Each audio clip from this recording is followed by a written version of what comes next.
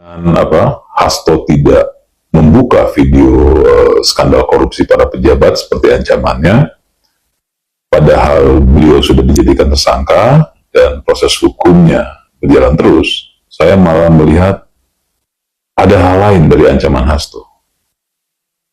Tentu ini baru analisis ya, berdasarkan bukti-bukti yang ada sehingga menjadi sebuah dugaan.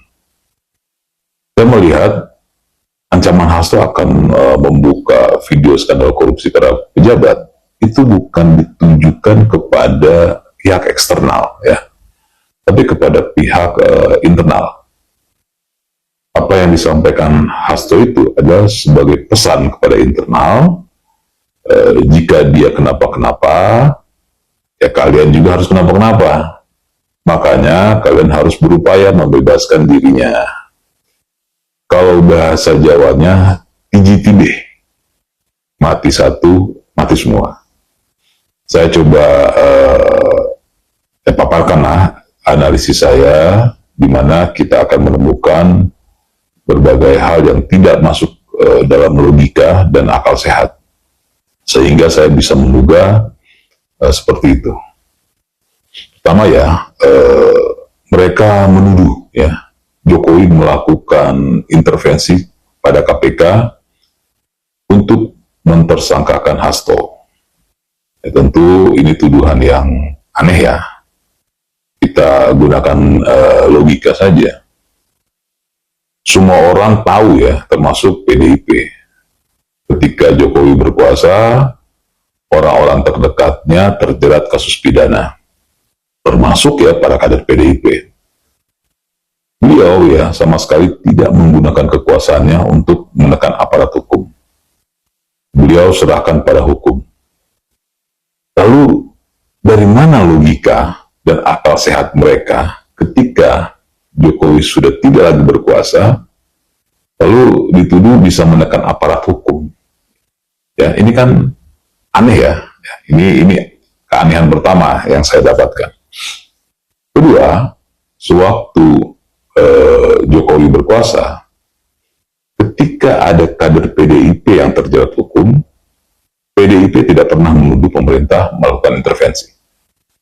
Mereka malah menyerahkan pada hukum, walaupun kader PDIP itu masih tersangka, seperti Hasto.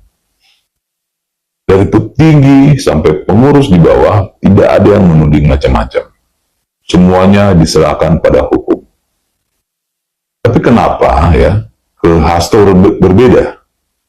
Dari petinggi sampai ke bawah ya, melakukan tudingan seolah-olah Hasto dizolimi. Ya, kenapa tidak serahkan pada hukum seperti biasa? Kan bisa dibuktikan nanti di pengadilan. Apalagi ya, mereka menuduh ada politisasi dan kriminalisasi oleh pihak yang sama sekali tidak punya kekuasaan. Ya. Jadi logikanya tidak masuk dalam akal sehat manusia normal manapun. Ini keanehan yang kedua yang saya lihat. Ya. Nah, dari dua hal aneh ini, tentu kita bisa melihat bahwa ada ketakutan di internal, sehingga mereka menuding berbagai hal lagi tanpa lagi menggunakan akal sehat. Bagaimana caranya? Ya, pokoknya Hasto bisa bebas. Jadi kenapa saya bilang video yang disimpan Hasto itu adalah video internal? Ya karena yang mengetahui semua borok di internal, tentu internal itu sendiri kan. Hasto sebagai sekjen ya tentu sangat mengetahui apa yang terjadi ya, baik rekaman, dokumen, foto, video ya dan sebagainya.